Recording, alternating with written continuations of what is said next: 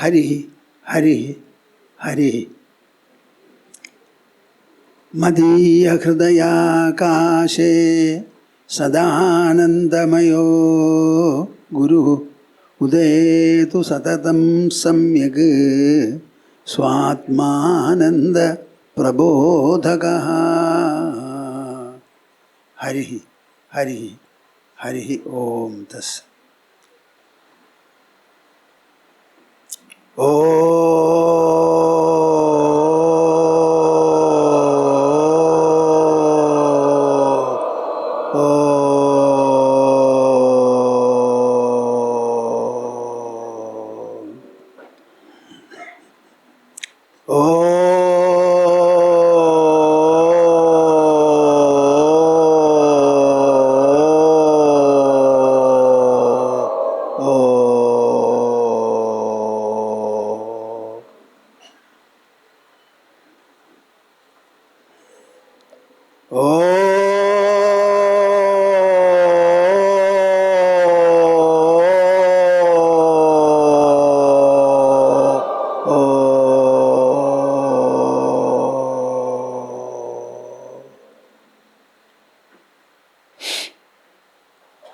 ഗോവിന്ദനാമ സങ്കീർത്തനം. ഗോവിന്ദ ഗോവിന്ദ. നമഃ പാർവതീപതയേ. ഹര ഹര മഹാദേവ.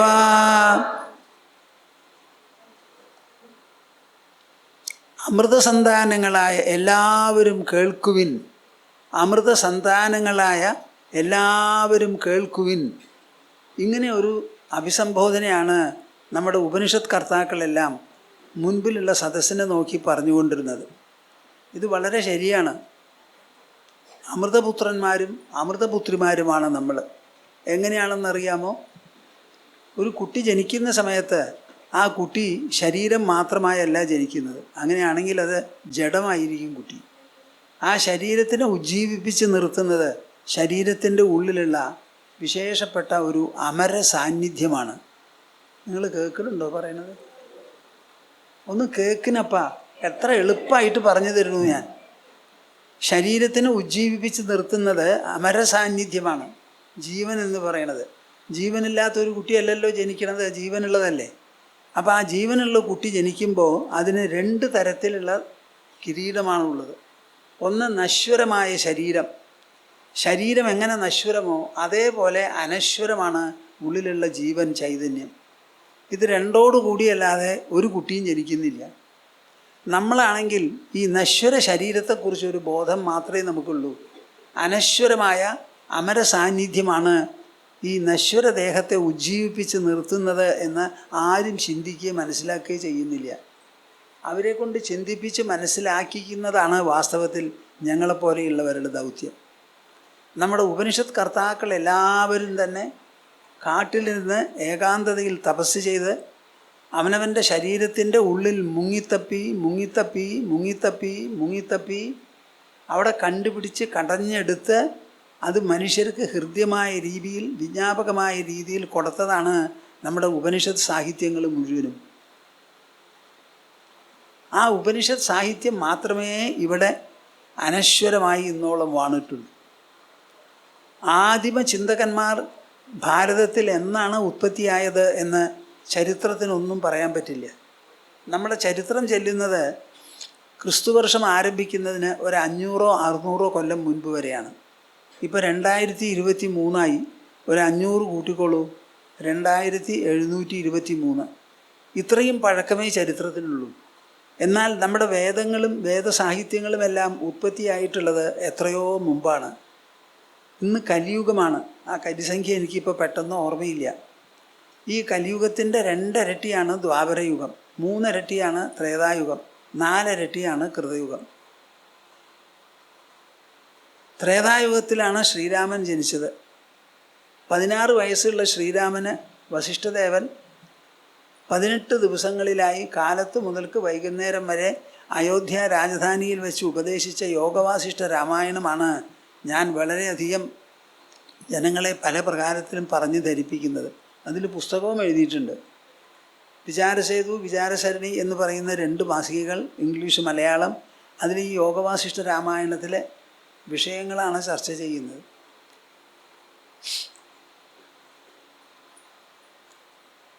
ആ സാഹിത്യം ത്രേതായുഗത്തിൽ ഉണ്ടായതാണെന്ന് പറയുമ്പോൾ നമ്മുടെ പൂർവികരുടെ വയസ്സ് എത്രത്തോളം ഉണ്ടെന്ന് നിങ്ങൾ ആലോചിച്ച് നോക്കൂ. അവരന്ന് ആലോചിച്ചതും പറഞ്ഞതും കേട്ടതും ഗ്രഹിച്ചതും ഒരക്ഷരം പോകാതെ നമ്മുടെ പൂർവ്വ തലമുറകൾ സൂക്ഷിച്ചു എന്നുള്ളതാണ് നമ്മുടെ മഹിമ. നിങ്ങൾക്ക് ആർക്കെങ്കിലും അങ്ങനെ ഒരു വിചാരമുണ്ടോ?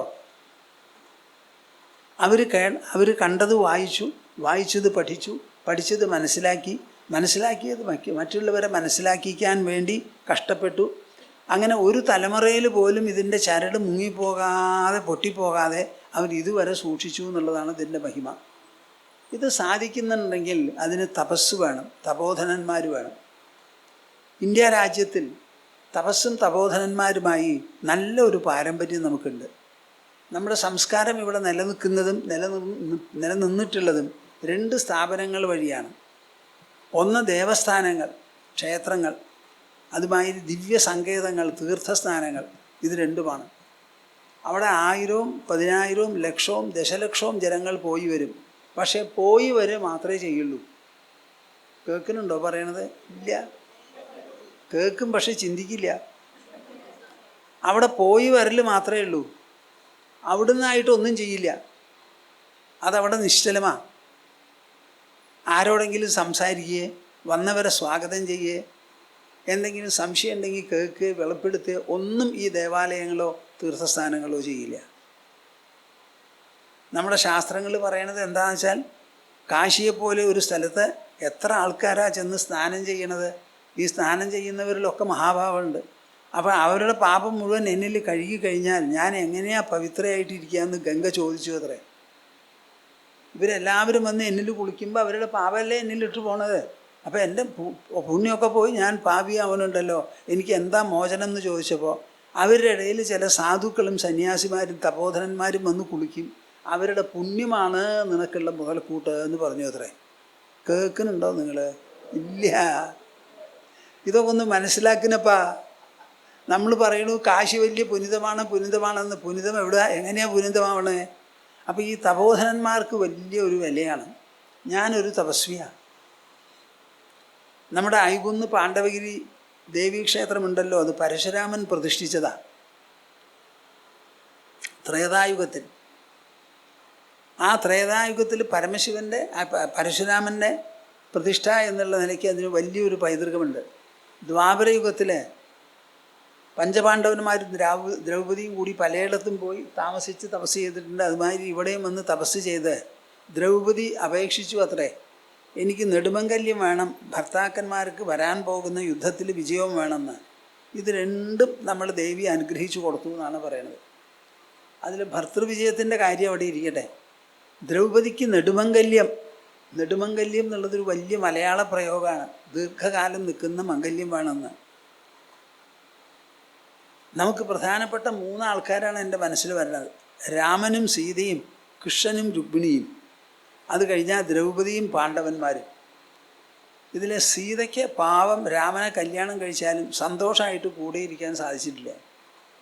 രുക്മിണി മരിച്ചത് കൃഷ്ണൻ ശരീരം വിട്ടു എന്ന് പറഞ്ഞ് കേട്ടതിന് ശേഷമാണ്. ദാരുകനാണ് സന്ദേശം പോയി പറയൂ എന്ന് കൃഷ്ണൻ പറഞ്ഞത്. ഇവർക്ക് 2 പേർക്കും ഇല്ലാത്തൊരു ഭാഗ്യമാണ് ദ്രൗപദിക്ക് കിട്ടിയിട്ടുള്ളത്. ആ പഞ്ചപാണ്ഡവന്മാരെ ഒരുമിച്ച് നിർത്തി അഭൂതപൂർവമായ മഹാഭാരത യുദ്ധത്തിൽ വിജയം നേടി പലവിധത്തിലുള്ള കഷ്ടപ്പാടുകൾ സഹിച്ച് വലിയ ഒരു മാതൃകാ ജീവിതമാണ് ദ്രൗപദിയുടെ. എന്നിട്ട് എല്ലാവരും കൂടി ചെയ്യേണ്ടത് ചെയ്തു എന്ന് പറഞ്ഞ് ഹിമാലയത്തിലേക്ക് നടന്ന് മേപ്പെട്ട് ഇങ്ങനെ പോകുമ്പോൾ ഹിമാലയത്തിന് നല്ല ഉയരമുണ്ടല്ലോ.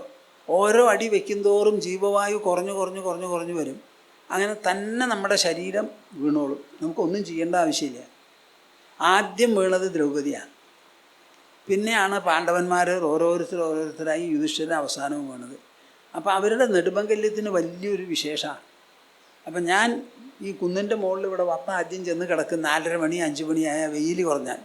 അപ്പോൾ ഈ നാട്ടിലുള്ളവർ ഇവിടെ വന്ന് എന്നോട് ചോദിച്ച്, എല്ലാവരും വരില്ലല്ലോ, പറഞ്ഞ ഐതിഹ്യമാണ്. അപ്പോൾ ആ ഒരു ഐതിഹ്യത്തിൽ ഈ ക്ഷേത്രത്തിൻ്റെ മാനേജ്മെൻറ്റ് തന്നെ നാട്ടുകാരും കൊച്ചിൻ ദേവസ്വം ബോർഡും കൂടി ഞങ്ങളെ ഏൽപ്പിച്ചു. ഞങ്ങൾ നടത്തി വരുന്നു. അവിടെ ഒരു ദ്രൗപദി ദിനം 19-ാം തീയതി ആഘോഷിക്കുന്നുണ്ട്, വൈശാഖ മാസത്തിൽ. എല്ലാവരും വന്ന് അതിൽ പങ്കെടുക്കേണ്ടത് വളരെ അത്യാവശ്യമാണ്. ഇങ്ങനെ ഒരു ഐതിഹ്യം ഭാരതത്തിൽ എത്ര സ്ഥലത്തുണ്ടെന്ന് എനിക്കറിയില്ല. ഞാൻ എപ്പോഴും പറയുന്ന പ്രധാനപ്പെട്ട ഒരു കാര്യം, personal stories are the prevailing influence in mankind ആണ്. ഇംഗ്ലീഷിലാണ് ഞാൻ ആ വാചകം എഴുതിയിരിക്കുന്നത്. വ്യക്തിജീവിതം, വ്യക്തിചരിതമാണ് മനുഷ്യരാശിയിൽ എന്നും നിലനിൽക്കുന്ന സ്വാധീന മഹിമാണ്. മുമ്പിൽ എങ്ങനെ ജീവിച്ചു, അവരെന്ത് ചെയ്തു, അങ്ങനെ കേട്ടിട്ടാണ് നമുക്കും ചെയ്യണം എന്നൊരു തോന്നലും നമുക്ക് ചെയ്യാൻ സാധിക്കുന്ന ഒരു വിശ്വാസവും.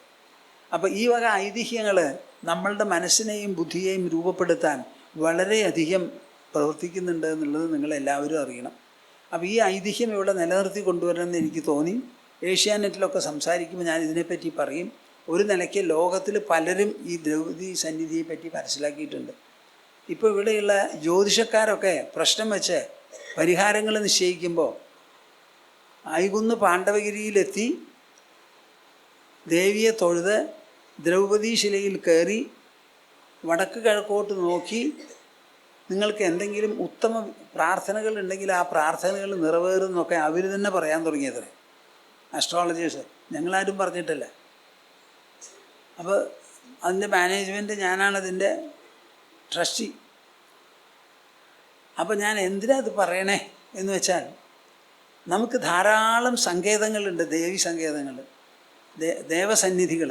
ആ ദേവസന്നിധികളൊക്കെ ഇരുന്നിടത്തു നിന്ന് പോവില്ല. വന്നവർക്ക് തൊഴുതു പോവാം, സന്തോഷം കൈക്കൊണ്ടു പോവാം. അതിൻ്റെ ഉൾച്ചരിത്രം ഇപ്പോൾ കാശിയെ പറ്റി ഞാൻ പറഞ്ഞല്ലോ. പക്ഷേ തപോധനന്മാരാണ് ഇവിടെ വിശേഷപ്പെട്ടത്. തപസ്, ഈ തപോജീവിതം എന്താണെന്നുള്ളത് പലർക്കും അറിയില്ല. പലതരത്തിലാണ് തപസ്സുകൾ. അത് നമ്മുടെ ശാസ്ത്രത്തിൽ എഴുതിയിട്ടുണ്ട്. കാഷ്ടതപസ്വികൾ. കാഷ്ടതപസ്വി എന്ന് വെച്ചാൽ കഷ്ടപ്പെട്ട് ബുദ്ധിമുട്ടി ചുട്ടുപഴുക്കുന്ന മണലിൽ ചെന്ന് കിടക്കുക, തണുത്ത് ഐസ് പോലെയുള്ള വെള്ളത്തിൽ ചെന്ന് കുളിക്കുക, ഒറ്റക്കാലിൽ നിൽക്കുക, ഇങ്ങനെയുള്ളതൊക്കെ തപസ്സുകളാണ്. അങ്ങനെ ചെയ്യുന്ന ഒരു കൂട്ടം ആൾക്കാരുണ്ട്.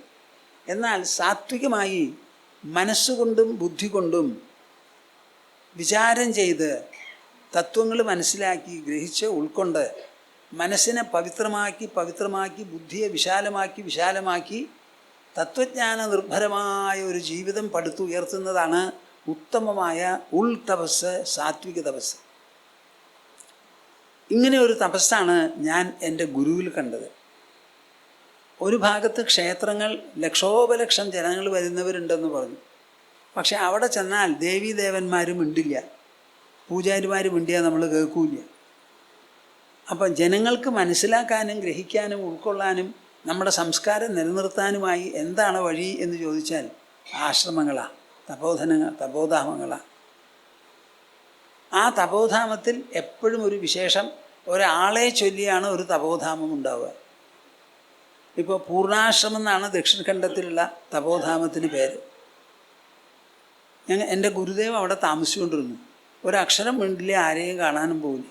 അദ്ദേഹം എഴുതിയിട്ടുള്ള പ്രധാനപ്പെട്ട ഒരു വാചകമാണ്, come to a man of business, talk to him of business, your business, do your business, complete your business, leave the place, leaving the man of business to his business. ഇതാണ് അദ്ദേഹം അവിടെ എഴുതി വച്ചിരിക്കുന്നത്. അപ്പോൾ അത്രത്തോളം സൈലൻ്റായിരുന്ന ആളാണ്. ഇങ്ങനെ നിശ്ചലമായിരിക്കുന്ന ഒരു ജീവിത രീതി ഉണ്ടോ, അത് നയിക്കാൻ പറ്റുമോ, അതാണോ വാസ്തവത്തിൽ ഈ ബ്രഹ്മജ്ഞാനം, ജീവൻ മുക്തി എന്നൊക്കെ പറയണത് എന്ന് ഈ വക ആലോചനകൾക്ക് എല്ലാമുള്ള ഒരു പൂർണ്ണ ഉത്തരമായിരുന്നു എൻ്റെ ഗുരുദേവ്. അപ്പോൾ അത് അദ്ദേഹത്തിൻ്റെ അടുത്ത് നിന്ന് കണ്ടതും കേട്ടതും ദീക്ഷ വാങ്ങി ഞാൻ എൻ്റെ തപസ്സും കാര്യങ്ങളൊക്കെ ചെയ്ത് അതിൻ്റെ ഫലമായി എൻ്റെ മനസ്സിൽ തോന്നിയതാണ് എന്ത്, ഈ ഔദ്യോഗിക ജീവിതവും സാധാരണ മനുഷ്യരെ ഉൾക്കൊള്ളുന്ന ഗൃഹസ്ഥാശ്രമമൊന്നുമല്ല ഇതിന് ശരി. ഇതിന് പൂർണ്ണമായും നമ്മുടെ ജീവിതവും പൂർണ്ണ സമയമായി അതിനുവേണ്ടി സമർപ്പിക്കുക. ആ ശ്ലോകം ഇതാണ്, നിസ്തുതിർ നിർനമസ്കാരോ നിസ്വധാകാരയേവച ചലാചല നികേതശ്ച എതിർ യാദൃശ്ചികോ ഭവേത്. നീ വായിച്ചുവോ, മനസ്സിലാക്കിയോ, സാധന ചെയ്തോ, അനശ്വരമായ ഉൾസാന്നിധ്യത്തെപ്പറ്റി മനസ്സിലായോ? മനസ്സിലായി കഴിഞ്ഞാൽ പിന്നെ നീ എന്തു വേണം? ഈ നിലയിൽ ഇരിക്കരുത്. എന്തു വേണം? 33 കോടി ദേവന്മാരിൽ ഒരൊറ്റ ആളെയും സ്തുതിക്കരുത്, ഒരാളെയും ചെന്ന് നമസ്കരിക്കേണ്ട ആവശ്യമില്ല. മരിച്ചുപോയി എന്ന് പറയണത് മനുഷ്യരെ കൊല്ലല. ആരും മരിച്ചിട്ടില്ല. ശരീരം നശ്വരമാണ്, മറ്റതോ അനശ്വരവുമാണ്. അപ്പം പിന്നെ ആരാ മരിക്കുക എന്ന് നിങ്ങൾ പറയും? ശരീരം ജഡമാണ്. ജഡശരീരത്തിന് മരണമുണ്ടോ? എന്താ മിണ്ടാത്തേ? പിന്നെ ജഡമല്ലാത്ത അനശ്വരമായ ചൈതന്യത്തിന് മരണമുണ്ടോ? അപ്പോൾ പിന്നെ ആര് മരിച്ചു എന്നാണ് നിങ്ങൾ പറയണേ? അപ്പോൾ ചെത്തുപോയിട്ടില്ലാത്ത അച്ഛനെ കൊന്നു എന്ന് പറഞ്ഞിട്ടാണ് നിങ്ങളുടെ ശ്രാദ്ധം. കേൾക്കുന്നുണ്ടോ? പറയുമ്പോൾ പേടിയാവണു അല്ലേ? അപ്പോൾ നമ്മൾക്ക് ശ്രാദ്ധം എന്ന് പറഞ്ഞൊരു കർമ്മവും അനുഷ്ഠാനവും ഉണ്ട്, അതൊക്കെ നടത്തിക്കോളൂ. പക്ഷേ സത്യം ഇതാണ്, ശരീരം എങ്ങനെയായാലും നമ്മൾ മറവ് ചെയ്ത് കഴിഞ്ഞു. മറ്റേ ജീവന് നിങ്ങൾക്ക് കിട്ടൂല. അപ്പോൾ അത് ആലോചിക്കാൻ ഒരവസരമാണ് നമുക്ക് ജീവിതത്തെക്കുറിച്ച്, മരണം എന്ന് പറയുന്നത്. അപ്പോൾ ഇതൊന്നും ചെയ്യാതെ എതിർ യാദൃശ്ചികോ ഭവേ എന്നാണ് പറയുന്നത്. യതിയായി യാദൃച്ഛിക ജീവിതം ഉൾക്കൊള്ളൂ എന്ന്. ഇതങ്ങോട്ട് വായിച്ചപ്പോൾ എൻ്റെ മനസ്സിൽ തോന്നി, ഇനി ഒരു മിനിറ്റ് ഇരിക്കാൻ പറ്റില്ല. ഇത് വായിച്ച് മനസ്സിലാക്കിയിട്ട് നമ്മളത് അനുസരിച്ചില്ലെങ്കിൽ ഒന്നാന്തരം വ്യഭിചാരമാണത്. ഭക്തിരവ്യഭിചാരിണി എന്ന് ഗീതയിൽ പറയുന്നുണ്ട്, വ്യഭിചരിക്കാത്ത ഭക്തി എന്ന്. അപ്പോൾ വ്യഭിചരിക്കാത്ത ഒരു പ്രതിബദ്ധതയാണത്. അതങ്ങോട്ട് കണ്ടപ്പോൾ ഞാൻ ഉടനെ ഇനി ഈ ജീവിതം വേണ്ട, നമുക്ക് നിർത്തുക. അല്ലെങ്കിൽ തന്നെ ഉണ്ട് സന്യാസത്തിന് ഒരു ബുദ്ധിയും പ്രേരണയും ഒക്കെ. അങ്ങനെ എൻ്റെ ഗുരുദേവൻ്റെ അടുത്ത് ചെന്ന് കാവ്യവസ്ത്രമൊക്കെ തയ്യാറാക്കി തരാൻ പറഞ്ഞു, തന്നു കൊടുത്ത്. അങ്ങനെ ഞാൻ അന്ന് പുറപ്പെട്ടതാ. 67 കൊല്ലമായി. അന്നും ഇന്നുമായിട്ട് എന്തെല്ലാം ഉണ്ടായിട്ടുണ്ടോ, ഞാൻ ഉള്ളത് മുഴുവനും. ഇപ്പോൾ ക്ഷേത്രങ്ങളിൽ പ്രതിഷ്ഠയാണ്, പൂജാരിമാർ പ്രതിഷ്ഠിച്ച പൂജാരിമാർ ചൈതന്യം പകർന്നു കൊടുക്കുന്നതാണ് ക്ഷേത്രപ്രതിഷ്ഠകളിലുള്ളത്. എന്നാൽ ആശ്രമങ്ങളിലോ തപോധാമങ്ങളിലോ ഉള്ളത് അവിടെയുള്ളവരുടെ ഗുരുഭക്തിയാണ്. ഗുരുഭക്തി കേട്ടിട്ടുണ്ടോ നിങ്ങൾ? ഇല്ല, കേൾക്കില്ല. ഗുരുഭക്തി, ആ ഗുരുവിനോടുള്ള ഭക്തി, അദ്ദേഹം പറഞ്ഞത്, അദ്ദേഹം ജീവിച്ചത്, അദ്ദേഹം മാതൃക രചിച്ചത്, അതൊക്കെയാണ് ഈ ശിഷ്യന്മാരുടെ കൈമുതൽ. ആ കൈമുതൽ ഉള്ളിടത്തോളം കാലം ഈ തപോധാമങ്ങളൊക്കെ നല്ലോണം ഫ്ലറിഷ് ചെയ്യും. അത് വിട്ടുകളഞ്ഞാൽ നശിക്കും. അതാണ് അതിൻ്റെ ഗതി. അപ്പോൾ ആ തപോധാമങ്ങളുടെ വളർച്ച മുഴുവനും ഈ ഗുരുഭക്തി, അതിൻ്റെ നിഴലിലാണ് എല്ലാം നടക്കുന്നത്.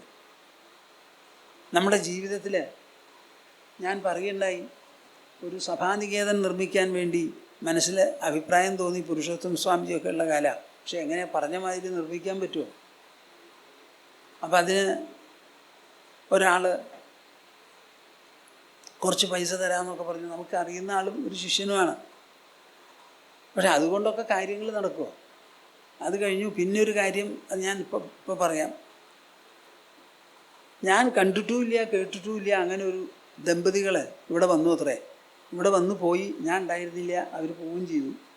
അത് കഴിഞ്ഞ് അവർ ഒരു ദിവസം വിളിച്ചിട്ട് പറയുകയാണ്, സ്വാമിജിക്ക് സഭാനികേതൻ നിർമ്മിക്കണമല്ലോ, അപ്പോൾ നിർമ്മിക്കുന്നതിന് കാശ് വേണ്ടേ? അപ്പോൾ എനിക്ക് ബംഗളൂർ ഒരു കെട്ടിടമുണ്ട്, ആ കെട്ടിടം ഞാൻ വിറ്റിട്ട് ആ കാശ് അയച്ചു തരാമെന്ന് ഉദ്ദേശിക്കുന്നു. അപ്പോൾ ഞാൻ ചോദിച്ചു, വരട്ടെ, നിങ്ങൾ ഇരിക്കാൻ നിങ്ങൾക്ക് വേറെ ഉണ്ടോ ഫ്ലാറ്റ്? ഇരിക്കാൻ വേറെ ഫ്ലാറ്റ് ഉണ്ട്. അപ്പോൾ ഞാൻ ചോദിച്ചു, നിങ്ങൾക്ക് ഞങ്ങളെ അറിയോ? എനിക്കറിയില്ല. അപ്പോൾ നിങ്ങൾക്ക് സ്വാമിജിയൊക്കെ അറിയാം, പുരുഷോത്തമ സ്വാമിജി അറിയാം, ഞങ്ങൾ പാറലിക്കാട്ടിനടുത്താണ്. അപ്പോൾ സ്വാമിജിക്ക് ഉടൻ പണം വേണമെങ്കിൽ ഇപ്പോൾ തന്നെ വിൽക്കാൻ ഒരു ഡിസ്ട്രസ് സെയിൽ, അപ്പോൾ വില കുറച്ച് കുറയും. ഞാൻ പറഞ്ഞു, ഒരു തിരക്കുമില്ല, ഡിസ്ട്രസ്സായിട്ടൊന്നും വിൽക്കണ്ട, പതുക്കെ സൗകര്യം നോക്കി വിറ്റോളൂ എന്ന് പറഞ്ഞു. അത് കഴിഞ്ഞ് ഒരു ഡോക്ടറാണ്, അദ്ദേഹം വന്ന് പറഞ്ഞു, സ്വാമിജിക്ക് സഭാനികേതന് പൈസയൊക്കെ വേണമല്ലോ. എനിക്ക് എൻ്റെ കയ്യിൽ പൈസയൊന്നും തരാനില്ല. ഞങ്ങൾ നിസ്സാര കാശ് 5, 10, 1000 തരുന്ന കൂട്ടരാണ്. അപ്പോൾ പക്ഷേ ഞാനൊരു കാര്യം ചെയ്യട്ടെ, ശങ്കരാചാര്യ കനകധാരാ സ്തോത്രമുണ്ട്, അദ്ദേഹം സ്വർണ്ണമഴ പെയ്യിപ്പിച്ച ഒരു സ്തോത്രമാണല്ലോ. നിങ്ങൾക്കറിയില്ലേ ആ കഥ? എല്ലാവർക്കും അറിയോ? ശങ്കരാചാര്യർ ഭിക്ഷയ്ക്ക് പോയി. അവിടെ ഭിക്ഷയ്ക്ക് പോയ സമയത്ത് അവിടെ കൊണ്ടു കൊടുത്തത് ഉണക്ക നെല്ലിക്ക. ആ അന്തർജനം കൊണ്ടു കൊടുത്തത്. അപ്പം അദ്ദേഹത്തിന് മനസ്സിലായി ഈ വീട്ടിൽ പണമില്ല, കാശില്ല എന്ന്. അവിടെ നിന്ന് കനകധാരാ സ്തോത്രം ചൊല്ലിയപ്പോൾ സ്വർണ്ണ നെല്ലിക്ക മഴയായിട്ട് വീണു എന്നാണ് ഐതിഹ്യം. അപ്പം ഞാൻ കനകധാരാ സ്തോത്രം ചൊല്ലട്ടെ എന്ന് പറഞ്ഞു. ഞാൻ കുറച്ച് ചിരിച്ചു. ആയിക്കോളൂ, ഇപ്പം എന്താ വിരോധം? കനകധാരാ സ്തോത്രം ചൊല്ലി ഒരാഴ്ച 10 ദിവസം ആകുമ്പോഴേക്കാണ് ഈ ബംഗളൂരിൽ നിന്ന് വന്ന് പറഞ്ഞ ആൾ. അപ്പോൾ ഞാൻ അദ്ദേഹത്തിനെ വിളിച്ച് പറഞ്ഞു, നിങ്ങളുടെ കനകധാരാ സ്തോത്രം എന്തെങ്കിലും ചെയ്തോ എന്നറിയില്ല, ഒരു ബംഗളൂരുകാരനിങ്ങനെ പറയണ്ടായി. ഇതാ ഇങ്ങനെയൊക്കെയാണ് ഞങ്ങളുടെ കാര്യങ്ങൾ. ഒരു സാധനവും ഞങ്ങളുടെയല്ല. ഞാൻ മുമ്പൊന്നും ഇതിങ്ങനെ തുറന്ന് പറയില്ല. ഇപ്പം എനിക്ക് പറയാൻ തോന്നുക, ചിരിച്ചുകൊണ്ട് പറയാൻ തോന്നുക, എൻ്റെ കയ്യിലുള്ള മുതൽ ഞാനൊന്നുമല്ല, എനിക്കൊന്നും വേണ്ട. പക്ഷേ നിങ്ങൾ മനസ്സിലാക്കണം, ഒന്നുമല്ല ഒന്നും വേണ്ടാന്ന് ഒരു മനസ്സിനെ കൊണ്ട് തോന്നിക്കണമെങ്കിൽ ആ മനസ്സിൻ്റെ ധനികത്വം എത്ര വേണമെന്ന് ആലോചിച്ച് നോക്കണം നിങ്ങൾ. ഏത് മനസ്സാണ് പറയുക എനിക്കൊന്നും വേണ്ടാന്ന്? ഇപ്പം നിങ്ങളൊരു സാധനം ഇപ്പം ഇത് വേണമെന്ന് പറഞ്ഞു, ഇത് ഉള്ളിലേക്ക് പോവോ? നിങ്ങളുടെ വീട് ഉള്ളിലേക്ക് പോവോ? അപ്പം സന്തോഷം മനസ്സാണ് രചിക്കുന്നത്. സന്തോഷം എന്ന് പറയുന്നത് ഒരു വികാരമാണ്, ഭാവമാണ്. അത് മനസ്സിൻ്റെ ഗുണമൂല്യമാണ്. അപ്പം മനസ്സാണ് സന്തോഷം രചിക്കുന്നത്. ആ മനസ്സിന് സന്തോഷം രചിക്കാൻ പുറമെയുള്ള എന്ത് വിഭവങ്ങളും സഹായകമാകുമോ? അത് ഇല്ല എന്നറിഞ്ഞാൽ പറയാൻ എന്താ വിരോധം? എന്നാൽ പറയുന്ന എനിക്കൊന്നും വേണ്ടാന്ന് പറയുന്നപ്പാ. ഈ സമയത്ത് പറയണം, എന്നോട് പറയണം, എനിക്കൊന്നും വേണ്ട, ഒന്നുകൊണ്ടും എനിക്ക് സന്തോഷം കിട്ടില്ല. സന്തോഷം കിട്ടുന്നത് മനസ്സാണ്. ആ മനസ്സ് എൻ്റെ ഉള്ളിലുണ്ട്. അപ്പം എൻ്റെ മനസ്സിനെ സന്തോഷസമ്പുഷ്ടമാക്കാൻ ഞാൻ മാനസമായിട്ട് പരിശ്രമിച്ച് നേരിക്കോളാം. അതിനാണല്ലോ ഭക്തി. ഈ ഭക്തിമാർഗം വളരെ ലളിതമാണപ്പാ. ഞാൻ സുഗമമായിട്ടാണ് കണ്ടിട്ടുള്ളത്. ഒരു കുഴപ്പവും അതിലില്ല. പരമസന്തോഷം. ഭഗവാനോട് പറയൂ, എന്തെങ്കിലും ആഗ്രഹം വന്നാൽ, അതേ ഒന്നിലോ ഈ ആഗ്രഹം നിറവേറ്റു, അല്ലെങ്കിൽ എൻ്റെ മനസ്സിനെ ആഗ്രഹമില്ലാതെയാക്കി തീർന്നു. ഏതായാലും കൊള്ളാം, ഒന്നിലോ നിറവേറ്റു, ഇല്ലെങ്കിൽ ഈ ആഗ്രഹം തന്നെ പോട്ടെ. എല്ലാം സൃഷ്ടിച്ചത് അങ്ങയാണല്ലോ. അങ്ങയുടെ വസ്തുക്കളെ കണ്ടിട്ടാണ് ആഗ്രഹം. അങ്ങ് സൃഷ്ടിച്ച ഞാനാണ് ആഗ്രഹിക്കുന്നത്. അപ്പം ആഗ്രഹിക്കുന്ന എന്നിലും ആഗ്രഹിക്കപ്പെടുന്ന വസ്തുക്കളിലും എല്ലാം തന്നെ ഭഗവാന്റെ സാന്നിധ്യമാണ്. അപ്പോൾ ഭഗവാനോട് പറഞ്ഞൂടെ, അദ്ദേഹം ശരിയാക്കി തരും. നിങ്ങളൊന്നും ചെയ്യണ്ട, ഒരിടത്തേക്കും പോണ്ട, തുറന്നു പറയാനുള്ള മനസ്സുണ്ടായാൽ മതി. തുറന്നു പറയണം, അതാരും ചെയ്യില്ല. ഭഗവാന് മുൻതൂക്കം കൊടുക്കണം, പരമസ്ഥാനം നൽകണം ജീവിതത്തിൽ. പരമസ്ഥാനം ജീവിതത്തിൽ നൽകണം. അത് നൽകിയില്ലെങ്കിൽ കുഴപ്പമാണ്. നമ്മൾ അവസാനത്തെ സ്ഥാനം നൽകുക. ആരെങ്കിലും ക്ഷേത്രത്തിൽ ചെന്ന് ഭഗവാൻ ഒരു പുഷ്പാഞ്ജലി നടത്താറുണ്ടോ അദ്ദേഹത്തിൻ്റെ നക്ഷത്രത്തിൽ? ഭഗവാന്റെ നക്ഷത്രത്തിൽ ഒരു പുഷ്പാഞ്ജലി ലോകമൊട്ടാകെ നന്നാവാൻ വേണ്ടി എന്ന് പറഞ്ഞ് നടത്തുന്ന ആരെങ്കിലും ഉണ്ടോ അവിടെ? എത്ര ആളാണ്? ഒരാൾ പകുതി, ഒരാൾ മുഴുവൻ. അതിന് നമ്പർ കൂടി തുടങ്ങി, നമ്മുടെ വോട്ട് കൂടി. അങ്ങനെ മനസ്സിനെ വിശാലമാക്കുക, അതാണ് നമുക്ക് ആവശ്യം. ഇതാണ് വളരെ പ്രധാനം. അപ്പോൾ ഇവിടെ എന്തൊക്കെ ഉണ്ടാവുന്നുണ്ടോ, ഉണ്ടായിട്ടുണ്ടോ, അതിനൊന്നിനും യാതൊരു ഉടമസ്ഥാവകാശവും ഞങ്ങൾക്ക് ആർക്കുമില്ല. ഞങ്ങളുടെ ആശ്രമത്തിലുള്ള ട്രസ്റ്റിമാരുടെ പേരിൽ ഒരു പൈസയില്ല, ഒരു മില്ലിമീറ്റർ ഭൂമിയില്ല. എന്നാലും ഞങ്ങൾക്കൊരു പാൻ കാർഡ് വേണമെന്നാണ് പറയണേ. ആര്? Income tax department. എന്തിനാന്ന് എനിക്കറിയില്ല. പാൻ കാർഡ് അത് വേണത്രേ. എന്താ ചെയ്യുക? അവർ പറഞ്ഞാൽ കൂട്ടാക്കാൻ പറ്റിയിരിക്കാൻ പറ്റുമോ? ഇതാണ് നമ്മുടെ കാര്യം. അപ്പോൾ ഇതൊക്കെ എങ്ങനെ ഉണ്ടായി എന്ന് ചോദിച്ചാൽ, ഞാൻ എൻ്റെ ഗുരുവിൻ്റെ അടുത്ത് ദീക്ഷ മേടിച്ചു. ദീക്ഷ മേടിച്ചത് മുതൽക്ക് ഞാൻ ആ ദീക്ഷ സാധന ചെയ്തു വരുന്ന ആളാണ്. ഞാൻ പറഞ്ഞു, എന്നെക്കൊണ്ട് പുസ്തകം വായിക്കാൻ പറയരുതെന്ന്. വായിക്കില്ല. ഞാനിവിടെ വന്നത് അങ്ങയുടെ അടുത്ത് ദീക്ഷ മേടിച്ച് ദീക്ഷ സാധന ചെയ്യാനാണ്. ആ സാധനയിൽ പൂർണ്ണമായി വ്യഗ്രതയോടുകൂടി ചെയ്യാം. അതുമാത്രം എനിക്കിത് അനുഭവസിദ്ധമായി കിട്ടേണ്ടതാണെന്ന് പറഞ്ഞപ്പോൾ ചിരിച്ചു. വേണ്ട, പക്ഷേ നിനക്ക് വായിക്കേണ്ട പുസ്തകം ശരിക്കുള്ള സമയത്ത് എത്തിക്കോളൂ പറഞ്ഞ് മുണ്ടക്കോപനിഷത്ത് വന്നുപെട്ട് അന്ന് പഠിച്ച് അങ്ങനെയാണ് എൻ്റെ ജീവിതമൊക്കെ വളർന്നു വന്നത്. അപ്പം ഞാൻ ഒരു തരത്തിലും ബുദ്ധിമുട്ടിയിട്ടില്ല കൂട്ടരെ. എന്ത് ബുദ്ധിമുട്ടുണ്ടെങ്കിലും നമ്മൾ അറിഞ്ഞ് ആസ്വദിച്ച് ഐച്ഛികമായി സ്വീകരിക്കുമ്പോൾ പിന്നെ ബുദ്ധിമുട്ടാവുമോ? ആവുമോ? ഒരു തപോധനാവണം, സന്യസിക്കണമെന്ന് വിചാരിച്ചു, എല്ലാം ഉപേക്ഷിച്ചു, വന്നു. ചിലപ്പോൾ കയ്യിലൊന്നും ഉണ്ടാവില്ല, കഷ്ടപ്പാടാവും. പട്ടിണി കിടന്നു എന്ന് പറഞ്ഞുകൂടെ, ഏതായാലും പട്ടിണിയുടെ വക്കിലൊക്കെ ആദ്യം ഇവിടെ വന്നിട്ടുണ്ട്. അങ്ങനെ ആയാലും അതിലൊരു വിഷമല്ല, ചിച്ചി സന്തോഷമാണ് തോന്നുന്നത്. എന്താ, കഷ്ടപ്പെടാൻ ബുദ്ധിമുട്ടാണ്. എന്നെ പോലെ ഒരാൾക്ക് 25 കിലോമീറ്റർ അപ്പുറത്താണ് നമ്മുടെ മൂലസ്ഥാനം.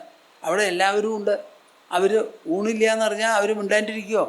പക്ഷേ അവിടേക്ക് പോകണമെന്നൊരു തോന്നലോ എന്തെങ്കിലും സഹായം വേണമെന്നൊരു വിചാരമോ പരമസന്തോഷമാണ്. ഇന്നും അത് തന്നെയാണ്. പക്ഷേ ഇന്നത്തെയും സന്തോഷത്തിന് ഒരു ചെറിയ വ്യത്യാസമുണ്ട്. ഇന്ന് ഞങ്ങൾക്ക് ഇവിടെ നല്ലൊരു ആശ്രമവും 3-4 സ്ഥലത്ത് അതും ഇതും അങ്ങനെ ഇങ്ങനെയൊക്കെ. അന്ന് 50 പൈസയും 1 പൈസയുമാണ് ചെലവ് ചെയ്തിരുന്നത്. വാതിലില്ലാത്ത മുറികളിലാണ് താമസിച്ചുകൊണ്ടിരുന്നതെന്ന് വെച്ചാൽ ഇന്ന് വാതിലുകളുടെ എണ്ണം നമുക്ക് കണക്കാക്കിയിട്ട് വേണം പറയാൻ. നമ്മുടെ മാജിക്ക് വലിയ വിഷമമാണ്, വാതിലൊക്കെ അടച്ചു പോകുന്നു. അന്ന് അടയ്ക്കാൻ ഒരു വാതിലുമില്ല. ഏതാ നല്ലതെന്ന് നിങ്ങളെന്താ പറയും? അപ്പോൾ ഇങ്ങനെയാണ്. ഇത് മൊക്കെ ഈ ഗുരുഭക്തിയുടെ ഒരൊറ്റ കാര്യമാണ്. ഈ ഗുരുവിൻ്റെ അടുത്ത് പോയി ദീക്ഷ മേടിച്ചതിന് ശേഷം ഭഗവാനെ ചെപ്പിട്ട് പൂട്ടിയ ആളാണ് ഞാൻ. പിന്നെ ഭഗവാനെ പൂട്ടി അവിടെ വെച്ചു, മിണ്ടിയിട്ടില്ല. ഭഗവാൻ എന്നൊരു വാക്ക് പോലും പറയില്ല എന്ന് പറഞ്ഞ മാതിരിയാ. അല്ല, അത് പറയട്ടോ. ആ ഭക്തി. അപ്പം അങ്ങനെ ഒരു ഗുരുഭക്തി വരണമെന്നുണ്ടെങ്കിൽ ആ ഗുരുവിന് എന്തെങ്കിലും ഒരു മഹാത്മ്യം, ഒരു യോഗ്യത ഉണ്ടാവണ്ടേ. അപ്പം അദ്ദേഹം പറഞ്ഞത്, കേട്ടത്, അദ്ദേഹത്തിൽ നമ്മൾ നേരിട്ട് കണ്ടത്, ഇതൊക്കെയാണ് ഞങ്ങളുടെ മുതൽക്കൂട്ട്. ആ മുതൽക്കൂട്ട് സൂക്ഷിച്ചു പോരുന്ന സമയത്ത് എപ്പോഴും ആ ധാമം വളരെ വിശേഷപ്പെട്ട ഒരു അനുഗ്രഹമായി തുടരും. ഇപ്പോൾ കൃഷ്ണൻ പറയുന്നുണ്ടല്ലോ, ചെയ്യുന്ന ജോലിയൊക്കെ ലോകസംഗ്രഹമായി ചെയ്യണമെന്ന്. ലോകസംഗ്രഹം. നിങ്ങൾക്ക് വീട്ടിൽ കുട്ടികളുണ്ടാവുന്നുണ്ട്. ഏതെങ്കിലും ഒരു കുട്ടിയെക്കുറിച്ച് നിങ്ങളുടെ മനസ്സിലൊരു തോന്നൽ വന്നിട്ടുണ്ടോ? ജനിച്ചത് എൻ്റെ ജഠരത്തിലാണെങ്കിലും ഈ കുട്ടി പെറ്റ് വീണത് ഭൂമണ്ഡലത്തിലാണ്, ശ്വസിക്കുന്നത് ഭൂമിയിലുള്ള കാറ്റാണ്. അപ്പം ആ കുട്ടിയുടെ നിലനിൽപ്പിന് വേണ്ടി ഞാൻ എന്ത് ചെയ്യണു? ആ കുട്ടി നിൽക്കാനായിട്ട് ഭൂമി നിങ്ങൾ സൃഷ്ടിച്ചിട്ടുണ്ടോ? കാറ്റ് നിങ്ങൾ സൃഷ്ടിച്ചിട്ടുണ്ടോ? കുടിക്കാൻ വെള്ളം നിങ്ങൾ ഉണ്ടാക്കിയോ?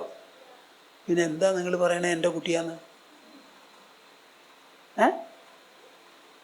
ആ കുട്ടി വീട്ടിൽ ജനിച്ചാലും ദേശപുത്രനാണ്, ദേശസന്താനമാണ്, ലോകസന്താനമാണ്, ഈശ്വരൻ്റെ കുട്ടിയാണ്. ഈശ്വരസൃഷ്ടമായ ഭൂമിയിലാണ് നിൽക്കാൻ പോകുന്നത്. കാറ്റാണ് ശ്വസിക്കാൻ പോണത്, വെള്ളമാണ് കുടിക്കാൻ പോണത്. അതുകൊണ്ട് ആ കുട്ടി എൻ്റെ അല്ല, ഈശ്വരൻ്റെ ആണ് എന്നൊരു തോന്നൽ നിങ്ങൾക്ക് വരുന്നുണ്ടോ? ജനിക്കുന്നത് തന്നെ, ഗർഭായി പ്രസവിക്കുന്നത് തന്നെ ഈ വിചാരം വരാനാ. ഈ കുട്ടി എൻ്റെ അല്ല, ഈശ്വരൻ്റെ ആണ് എന്ന് വിചാരിക്കാനാണ് മനുഷ്യജന്മം. മൃഗങ്ങൾക്കത് ആവശ്യമില്ലല്ലോ. പക്ഷെ എന്തിനു വേണ്ടി കുട്ടി ജനിക്കണോ ആ വിചാരം നിങ്ങൾക്ക് ഉണ്ടാവണില്ല. അത്രയ്ക്ക് പാപ്പരന്മാരാണ് നിങ്ങൾ. മനോദാരിദ്ര്യം അടിച്ചാലും തുടച്ചാലും പോവില്ല ഞങ്ങളുടെ മനസ്സിൽ നിന്ന്. ആ മനസ്സൊന്ന് വികസിക്കട്ടെപ്പാ, ധനാഢ്യമാകട്ടെ, ധനികമാകട്ടെ. കൃഷ്ണനോട് ചോദിക്കുകയാണ് ഉദ്ധവൻ, എന്താണ് ധനം എന്ന്? എന്താണ് ധനം എന്നാ ചോദിക്കണേ? ആഗ്രഹമില്ലാതെ ഇരിക്കലാണ് മികച്ച ധനം എന്നാ കൃഷ്ണൻ്റെ മറുപടി. ഒന്ന് വായിക്കണപ്പാ. ഇതാണ് ഇന്ത്യയിലെ സംസ്കാരം. സംസ്കാരം സംസ്കാരം ഏറ്റവും വലിയ ധനം ആഗ്രഹമില്ലായ്മയാണ്. ആഗ്രഹമില്ലായ്മ ഏത് രാജ്യത്തിലാണ് കൊത്തിവെച്ചിരിക്കുന്നത് എന്നൊന്ന് നിങ്ങൾ പറയും.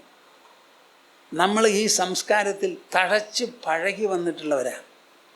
അതാണ് ഇവിടെയുള്ള ചില കുട്ടികൾക്ക് ഈ സന്യാസ ബുദ്ധി വരണതും തപസ് ചെയ്യണമെന്ന് തോന്നണതും ലോകസംഗ്രഹത്തിന് വേണ്ടി എന്തും ചെയ്യാനുള്ള ഒരു ഉത്സാഹമൊക്കെ വരണത് അതുകൊണ്ടാണ്.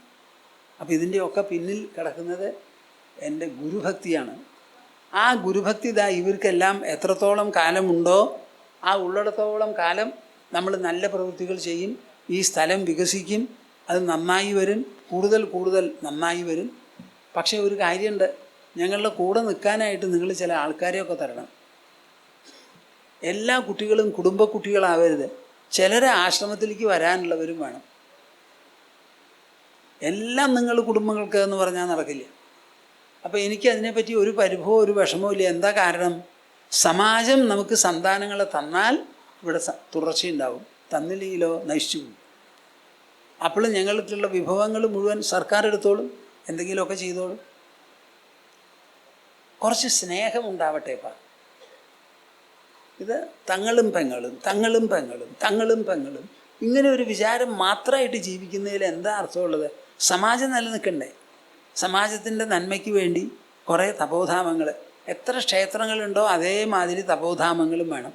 അത് വളരെ അത്യാവശ്യമാണ്. ഈ തപോധാമത്തിൽ ഗുരുഭക്തി മാത്രമേ ഉള്ളൂ, അവിടെ വേറെ ഒന്നുമില്ല. ഗുരുവിനെ കണ്ട് പഠിച്ചത്, ഗുരു ചൊല്ലിയത്, ഗുരു കേട്ടത്, ഗുരു എഴുതി വച്ചിട്ടുണ്ടെങ്കിൽ അതൊക്കെയാണ് നമുക്ക് പ്രമാണം.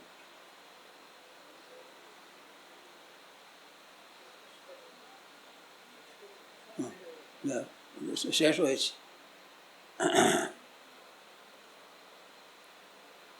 അതിപ്പോൾ 67 കൊല്ലം കഴിഞ്ഞു. 67ാമത്തെ കൊല്ലം മുഴുവനാവുകയാണ്. അപ്പം മുഴുവനായില്ലേ? അത് തിരിഞ്ഞു നോക്കുമ്പോൾ എന്താ പറയാനുള്ളത്? വളരെ വിശേഷപ്പെട്ടതാണ്. എൻ്റെ മനസ്സിൽ വന്നതാണ്, ഞാൻ നിങ്ങളോട് പറഞ്ഞു. എല്ലാവരും നന്നായിരിക്കും. ഞാൻ എല്ലാവരെയും ആലിംഗനം ചെയ്ത് അനുഗ്രഹിക്കുന്നു. നിങ്ങൾക്ക് വേണ്ടത്ര വിവേകമുണ്ടാവട്ടെ, വൈരാഗ്യമുണ്ടാകട്ടെ, ശരീരത്തിന് ആരോഗ്യം, മനസ്സിന് സമ്പുഷ്ടി, ബുദ്ധിക്ക് വേണ്ടത്ര പ്രബുദ്ധത, അഹങ്കാരം തേഞ്ഞ് വിനയഭൂഷിതരായിത്തീരും. എല്ലാവരെയും ഞാൻ മനസ്സാ ആലിംഗനം ചെയ്യുന്നു. ഗോവിന്ദനാമ സങ്കീർത്തനം. ഗോവിന്ദ. നമഃ പാർവതീപതയേ. ഞാനൊരു ശ്ലോകം പറഞ്ഞു നിർത്താം. സംവേദ്യവർജിതമനുത്തമമേകമാദ്യം സംവിത്പദം വികലനം കലയൻ മഹാത്മൻ ഹൃദ്യേവ തിഷ്ഠ കലനാരഹിതക്രിയാം തു കുർവൻ അകർത്തൃപദമേത്യ ശമോദിതശ്രീഃ. കുർവൻ അകർത്തൃപദമേത്യ ശമോദിതശ്രീഃ. ഹരി ഹരി. സമാപനമായിട്ടൊരു ഓംകാരം എല്ലാവരും ജപിക്കും. ഒരു കൂട്ടതപസ്.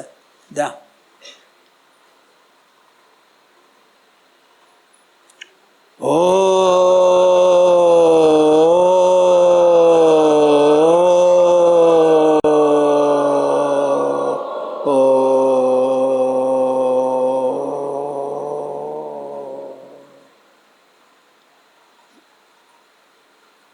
ഹരി ഓം തസ്. ജയ ഗുരു.